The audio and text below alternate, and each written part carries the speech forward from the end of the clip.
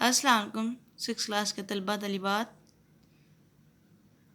آج کا ہمارا سبق ہے سبق نمبر 4، پیارا پاکستان۔ سب سے پہلے الفاظ معنی دیکھیں گے۔ پہلا لفظ ننیال، اس کا معنی ماں کی طرف کے رشتہ دار، بے باک، نڈر، دمکنا، چمکنا، دوبالا، دگنا، درخواست، عرضی، چپے چپے، کونا کونا، سمیت، ساتھ، اکٹھے، شفاف، صاف ستھرا، نیلگو، نیلے، نگینے، موتی، بے شمار، بہت زیادہ، جو گنے نہ جا سکیں، فرحت، تازگی، مزین، آراستہ، خوردونوش، کھانا پینا، محویت، توجہ سے، پرکیف، سرور دینے والا، ثبت ہونا، نقش ہونا، ہیرا کرنا، حیران کرنا، ٹہلنا، آہستہ چلنا، سینیٹوریم، ہسپتال کا نام، دیدنی، دیکھنے والا، آدھا، انداز، طریقہ، تھکان، تھکاوٹ، نقش، تحریر، شیبہ، سیاحتی، سیر کروانے والا، پڑاؤ، قیام یا رکنا، سرشاری، مستی سے بری، کھیرا، چکا چوند، کوہ، پہاڑ، کوہستانی، پہاڑی، کشادہ، کھلا، ہچکولے، جھٹکے، فراموش، بلا دینا، سرسبز، ہرا بھرا۔ آج ہم پیارا پاکستان میں سیر کریں گے۔ 2 بہن بھائی ہیں، حمد اور عذرا۔ احمد 6ٹھی جماعت میں اور عذرا 5ویں جماعت میں پڑھتی ہے۔ ان کا گھر گوجرانوالہ میں ہے اور ان کا ننیال ایبٹ آباد میں ہے اور ان کے ماموں سیر کروانے والے ادارے سے تعلق رکھتے ہیں اور انہوں نے ان کے بابا جان نے ان سے وعدہ لیا کہ اس گرمیوں کی چھٹیوں میں وہ کاغان اور ناران کی سیر کروائیں گے۔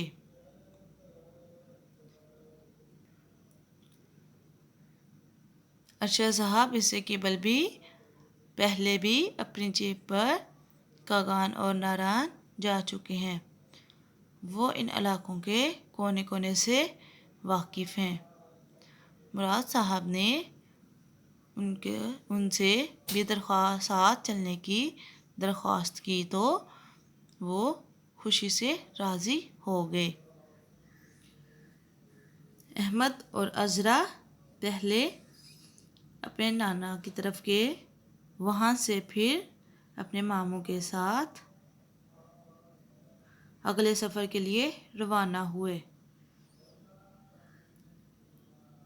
جیپ خوبصورت راستوں پر رواں دواں تھی، بچوں کے چہرے پہاڑوں کو دیکھ کر دمک رہے تھے۔ نجمہ کے ابو نے بتایا کہ بالا کوٹ کو ہماری جنگ آزادی کی تاریخ میں اہم مقام حاصل ہے۔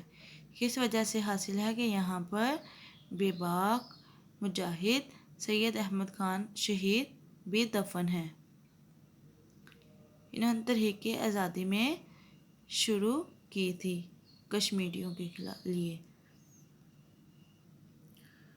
کچھ دیر کے بعد ارشد صاحب نے کچھ فاصلے پر اپنی گاڑی روکی تاکہ وہاں پر سب لوگ کچھ دیر آرام کر سکیں۔ نجمہ کی امی جان نے گھر سے چلتے وقت کھانا پینے کا سامان ساتھ رکھ لیا تھا۔ سڑک کے کنارے گھنے درختوں کی چھاؤں میں ایک سرسبز جگہ دیکھ کر دریب چائے گی۔ پاس ہی ایک چائے کی دکان تھی۔ ارشد صاحب نے اسے چائے تیار کرنے کے لیے کہہ دیا۔ انہوں نے تھوڑی دیر وہاں پہ آرام کیا اور وہاں سے چل دیے۔ ان کا اگلا پڑاؤ شکران ہوگا۔ شکران پہنچ کر جیپ ایک خوبصورت ریسٹ ہاؤس کے سامنے روک دی گئی۔ وہاں تھوڑی دیر انہوں نے قیام کیا، اسٹے کیا، کھانا کھانے کے بعد ٹہلا اور پھر ارشد صاحب بتا رہے تھے کہ ادھر مغرب میں بالاکوٹ کی وادی ہے اور سامنے ڈاک ہے۔ ڈاک کے مقام پر مشہور سینیٹوریم ہے جہاں تپدق یعنی کہ ٹی بی کے مریضوں کا علاج کیا جاتا ہے۔ اگلی صبح انہوں نے پھر دوبارہ سفر شروع کیا اور سفر کاگان کے خوبصورت ترین راستوں پر شروع ہونے والا ہے۔ سڑک کے دونوں طرف قدرت کے خوبصورت اور دلکش نظارے آنکھوں کو فرحت بخش رہے تھے۔ کاگان پہنچ کر ایک اچھے سے ہوٹل میں کھانا کھایا۔ کاگان میں وادی کشادہ کھلی ہو جاتی ہے۔ تھوڑی دیر انہوں نے کاگان میں رہے، اس کے بعد ناران کے لیے روانہ ہو گئے۔ ناران میں انہوں نے ایک خاص ٹراؤٹ مچھلی کھائی۔ ناران سے ایک سڑک جھیل سیف الملوک کو جاتی ہے جس کا پانی صاف آئینے کی مانند ہے۔ اس جھیل میں لگے ہوئے پھولوں کا عکس پانی کی سطح پر یوں لگ رہا تھا جیسے کسی نے چاندی کی شفاف چادر پر خوبصورت رنگوں کے بے شمار نگینیں جڑ دیے ہوں۔ ناران پہنچ کر سب نے ایک مرتبہ پھر مچھلی سے لطف اٹھایا۔ واپسی پر کاگان میں اسی ہوٹل میں قیام کیا جس میں گزشتہ رات ٹھہرے تھے۔ اگلی صبح ناشتہ کر کے ایبٹ آباد کے لیے روانہ ہو گئے جہاں بچوں نے اپنے ماموں کے گھر چند دن ٹھہر کر واپس گوجرانوالہ پہنچنا تھا۔ سب لوگوں کے لیے یہ سفر نہایت دلچسپ اور ناقابل فراموش تھا۔ یقیناً ان خوبصورت حسین وادیوں کی سیر کا نقش ہمیشہ ہمارے دلوں پر ثبت قائم رہے گا۔ اب ہم کریں گے اس کی مشق۔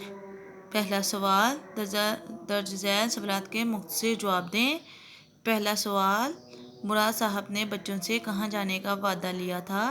اس کا جواب ہے، مراد صاحب نے بچوں سے وعدہ کر رکھا تھا کہ اس بار گرمیوں کی چھٹی میں وہ انہیں کاگان اور ناران کی سیر کروائیں گے۔ سوال نمبر 2، وادی ناران میں کون سی چیز بہت شوق سے کھائی جاتی ہے؟ آپ کو پتہ ہے؟ چلیں میں اس کا جواب بتاتی ہوں۔ وادی ناران میں خاص ٹراؤٹ مچھلی شوق سے کھائی جاتی ہے۔ سوال نمبر 3، جھیل سیف الملوک کی خوبصورتی اپنے الفاظ میں لکھیں۔ اس کا جواب، جھیل سیف الملوک تقریباً 8 میل لمبی جھیل ہے۔ اس جھیل کا نیلو اور شفاف پانی آئینے کی مانند ارد گرد کی برف پوش پہاڑوں کا عکس پیش کر رہا تھا۔ جھیل کے کنارے جھکے ہوئے پھولوں کا عکس ایسے معلوم ہوتا تھا جیسے چاندی کی شفاف چادر پر خوبصورت رنگوں کے بے شمار نگینے جوڑ دیے گئے ہوں۔ بالاکوٹ کی وجہ شہرت کیا ہے؟ اس کا جواب، بالاکوٹ کو ہماری جنگ آزادی کی تاریخ میں اہم مقام حاصل ہے۔ یہاں ہمارے بہادر بے باک مجاہد سید احمد شہید دفن ہیں۔ اس سبق میں کن خوبصورت وادیوں کا ذکر کیا گیا ہے؟ جواب، وادی ناران، وادی کاگان۔ اسی طرح سوال نمبر 2 کی طرف دیے گئے الفاظ کو جملوں میں استعمال کریں۔ جملے آپ نے خود بنانے ہیں۔ الفاظ میں آپ کو پڑھ دیتی ہوں۔ कभी कभी, टहलते टहलते, चप्पा चप्पा, ऊंचे ऊंचे, गरम गरम, साथ साथ। इसी तरह सवाल नंबर 3, सबक के मुताबिक दुरुस्त अल्फ जवाब पर टिक का निशान लगाएं। आपने बहुत अच्छी तरह से रीडिंग की, ये आप सवाल खुद आसानी से हल कर सकते हैं। सवाल नंबर 4, दस झैल में से मुज़क्कर और मुअन्नस अलग अलग करें। ये भी आपने खुद हल करने हैं। सवाल नंबर 5, दुरुस्त जवाब पर टिक और गलत पर क्रॉस का निशान लगाएं। आपने अच्छी तरह रीडिंग की, ये भी आप खुद हल करेंगे। सवाल नंबर 6, वाहद अल्फाज की जमा और जमा के वाहद लिखने हैं, ये भी आप खुद लिखेंगे। इसी तरह सवाल नंबर 7, कॉलम अलिफ और कॉलम बे में रब्त पैदा करें। आपने रीडिंग बहुत अच्छी तरीके से की, तो ये भी आप खुद हल कर सकते हैं। सवाल नंबर 8, सबक प्यारा पाकिस्तान में जिन खूबसूरत इलाकों का जिक्र किया गया है, इनके नाम लिखें। अभी मैंने आपको जिक्र किया इनका, आपने ये भी खुद लिखने हैं इनके नाम। इसम नकरा वो इसम जो किसी आम चीज़, शख्स या जगह के नाम को ज़ाहिर करे, मसलन किताब, शहर, आदमी वगैरह। इसम नकरा को इसमें आम भी कहते हैं, इसम नकरा कहलाता है। झैल में दी गई मिसालों को गौर से पढ़ें। मैं इस आदमी को नहीं जानता, इसमें इसम नकरा कौन सा है?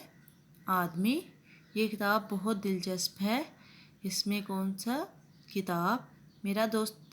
मेरा दोस्त देहात में रहता है, यहाँ पे दोस्त। इसी तरह आपने सवाल नंबर 9, इस सबक में से 10 इसम नकरा तलाश कर लिखने हैं। आज के लिए इतना ही। अल्लाह हाफिज़।